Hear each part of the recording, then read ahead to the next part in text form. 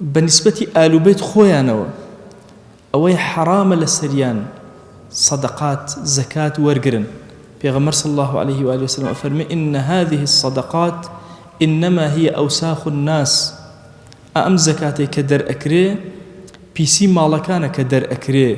وإنها لا تحل لمحمد ولا لآل محمد حديثك إمام مسلم رواياتي كردوا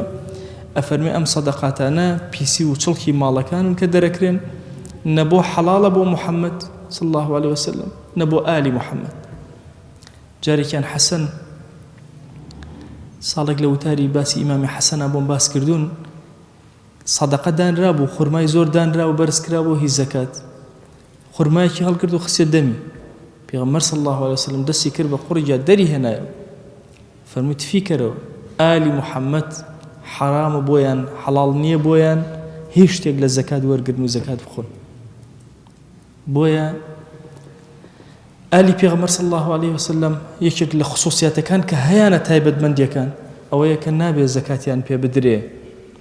بلكو أكري صدقات ورقرن يا هدايا وكو بيغمر صلى الله عليه وسلم شون هدية ورقرتو هديان ورقرتو عندي خصوصيتي بيغمر هي صلى الله عليه وسلم بو آلك شي نقلبو يكي لخصوصياته كان أوي خوشويست زكاتي ورنقرتوها هدية ورقرتوها آلي بيغمر صلى الله عليه وسلم زكاة ورناقرن هدية ورقرن خمس أو بشيك عرزم كردن يكي كتير لفرزكاني سرشاني إما كبيدين وبوان كأبيش أوي خمس لهموش تيك دولتي مسلمان دسي أكي لبستو بينج بشيكي أداته بآلي بيغمر صلى الله عليه وسلم وبيشكشي أكاته بوان أوان خاونين أوان تصرفي بسر وأكن بويا آلي بيغمر صلى الله عليه وسلم بدرجة ميجو هتاوكو خلافة إسلامي بوا هيج كاتي فقيريان بخوانو نبينيو وقتي الزكاة ورقرتو علماء فرمون لدواي أوي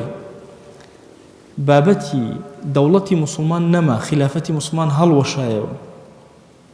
آية دروستا آل بيتي بيغمر صلى الله عليه وسلم لبنو هاشم بن المطلب بين زكاة ورقرن أفرمون أجر بيت المال مسلمان منتظم نبو قيناك دروستا لما زي الإمام الشافعي أبو الشوازية دروس تكاتك وبيت المال مسلمان منظم نبوك أمره